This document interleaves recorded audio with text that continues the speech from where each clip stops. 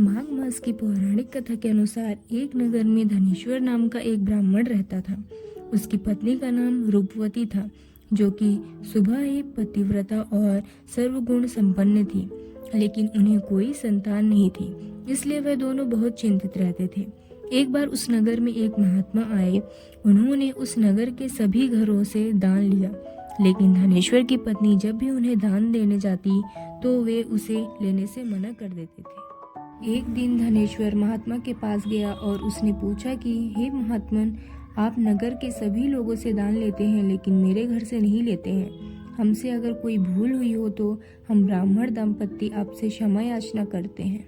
इस पर महात्मा ने कहा, नहीं विप्र, तुम तो हमेशा आदर सत्कार करने वाले ब्राह्मण हो, तुमसे भूल तो कभी हो ही नहीं सकती है। महात्मा की बात सुनकर धनेश्वर हाथ जोड़कर बोला, हे मुनिवर, फिर आखिर क्या कारण है? कृपया हमें उससे अवगत कराएं। इस पर महात्मा बोले, हे विप्र, तुम्हारे कोई संतान नहीं है। जो दंपत्ति निसंतान हो उसके हाथ से भिक्षा कैसे ग्रहण कर सकता हूँ? तुम्हारे द्वारा दिया गया दान लेने के कारण मेरा पतन हो जाएगा। बस यही कारण है कि मैं तुम्हारे घर से दान स्वीकार नहीं करता।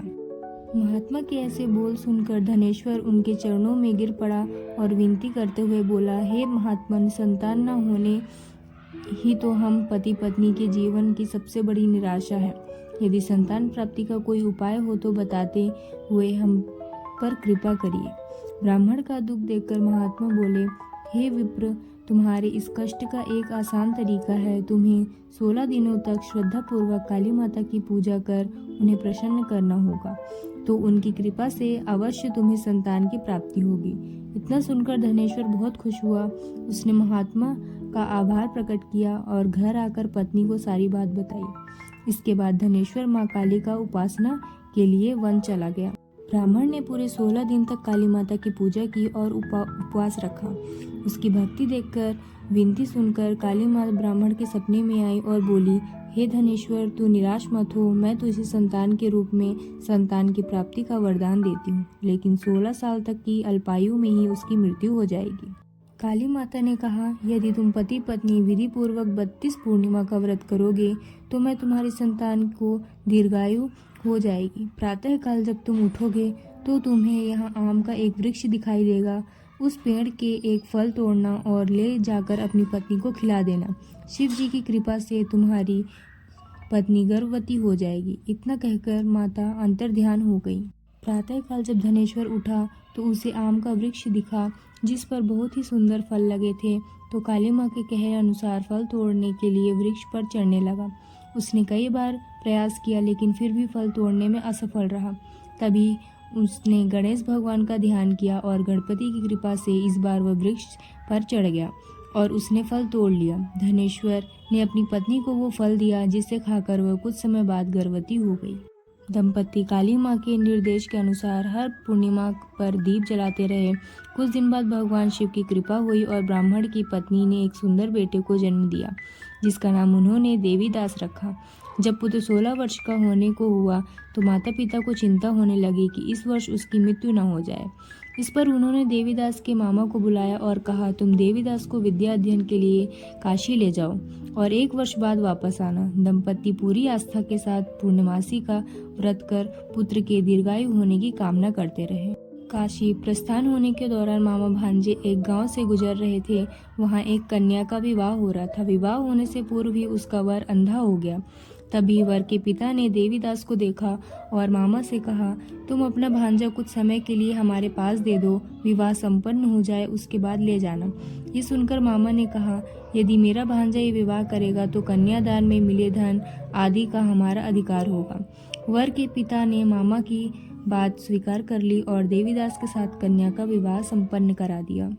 इसके बाद देवीदास की पत्नी के साथ भोजन करने बैठा, लेकिन उसने उस थाल को हाथ नहीं लगाया। ये देखकर पत्नी बोली, स्वामी, आप भोजन क्यों नहीं कर रहे हैं? आपके चेहरे पर ये उदासी कैसी? तब देवीदास ने सारी बात बताई। यह सुनकर कन्या बोली, स्वामी, मैंने अग्नि को साक्षी मानकर आपके साथ फेरे लिए हैं। अब मैं आपके अलावा किसी को और अपना पति स्वीकार नहीं करूंगी।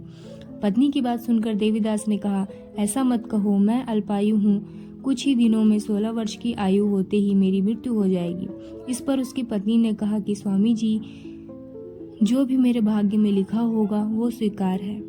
देवीदास ने उसे समझाने की बहुत कोशिश की, लेकिन जब वो नहीं मानी तो देवीदास ने उसे एक अंगूठी दी और कहा, मैं काशी जा रहा हूँ, लेकिन तुम मेरा हाल जानने के लिए एक पुष्प वाटिका तैयार करो, उसमें भांति भांति के पुष्प लगाओ और उन्हें जल से सींचती रहो। यदि वाटिका हरी भरी रहे, पुष्प खिलते रहे तो समझना कि मैं जीवित हूँ, और जब ये वाटिका सूख जाए तो मान लेना कि मृत्यु हो चुकी है। इतना कहकर देवीदास काशी चला गया। अगले दिन सुबह जब कन्या ने दूसरे वर को देखा तो बोली, ये मेरा पति नहीं है, मेरा पति काशी पढ़ने गया है। यदि इसके साथ मेरा विवाह हुआ है तो बताइए कि रात्रि में मेरे और इसके बीच क्या बात हुई थी और इसने मुझे क्या दिया था। ये सुनकर वर बोला, मुझे कुछ नहीं पता, और पिता पुत्र वहां से वापस चले गए। उधर एक दिन प्रातःकाल एक सर्प देवीदास को डसने के लिए आया, लेकिन उसके माता पिता द्वारा किए वाले पूर्णिमा व्रत के प्रभाव के कारण वह उसे डस नहीं पाया। इसके बाद काल स्वयं वहां आए और उसके शरीर से प्राण निकलने लगे। देवीदास बेहोश होकर गिर पड़ा। तभी वहां माता पार्वती और शिव जी आए। देवीदास को बेहोश देखकर देवी पार्वती बोली, हे स्वामी, देवीदास की माता ने 32 पूर्णिमा का व्रत रखा था, उसके फलस्वरूप कृपया आप इन्हें जीवन दान दें। माता पार्वती की बात सुनकर भगवान शिव ने देवीदास को पुनः जीवित कर दिया। इधर देवीदास की पत्नी ने देखा कि पुष्प वाटिका में एक भी पुष्प नहीं रहा। वो जान गई थी कि उसके पति की मृत्यु हो चुकी है और रोने लगी। तभी उसने देखा कि वाटिका फिर से हरी भरी हो गई है। यह देखकर बहुत प्रसन्न हुई। उसे पता चल गया कि देवीदास को प्राणदान मिल चुका है। जैसे ही देवीदास 16 वर्ष का हुआ, मामा भांजा काशी से वापस चल पड़े। रास्ते में जब वो कन्या के घर आए तो उसने देवीदास को पहचान लिया और प्रसन्न हुई। धनेश्वर और उसकी पत्नी भी पुत्र को जीवित पाकर हर्ष से भर गए। एक अन्य कथा के अनुसार नर्मदा नदी के तट पर शुभ व्रत नामक वृद्धान ब्राह्मण रहता था, लेकिन वह काफी लालची था। उसका लक्ष्य किसी भी तरह धन कमाना था और ऐसा करते करते ये समय से पूर्व ही वृद्ध दिखने लगा और कई बीमारियों की चपेट में आ गया। इस बीच उसने मन में आया कि उन्होंने पूरा जीवन तो धन कमाने में ही बिता दिया, अब जीवन का उद्धार कैसे हो। इसी क्रम में उन्हें माघ माह में स्नान का महत्व बताने वाला एक श्लोक याद आया। इसके बाद स्नान का संकल्प लेकर ब्राह्मण नर्मदा नदी के स्नान करने लगे। करीब 9 दिनों तक स्नान के बाद उनकी तबीयत और भी ज्यादा खराब हो गई और इसी दौरान मृत्यु का समय भी आ गया। वे सोच रहे थे कि जीवन में कोई सत्कर्म न करने के कारण उन्हें नरक जाना पड़ेगा, लेकिन माघ मास में स्नान के कारण उन्हें मोक्ष की प्राप्ति हुई। पौराणिक मान्यता है कि जो व्यक्ति श्रद्धा पूर्वक पूर्णिमा का व्रत रखती हैं और कथा सुनती हैं, उन्हें संतान का सुख मिलता है और सारी मनोकामनाएं पूरी होती हैं। आइए जानते हैं कि कब है माघ पूर्णिमा और इसका धार्मिक महत्व। वैदिक पंचांग के अनुसार माघी पूर्णिमा 12 फरवरी बुधवार को है। माघ महीने के शुक्ल पक्ष की पूर्णिमा तिथि 11 फरवरी को शाम 6:55 से प्रारंभ हो रही है और इसका समापन 12 फरवरी 2025 को शाम 7:22 पर होगा। उदया तिथि के अनुसार माघी पूर्णिमा 12 फरवरी को है।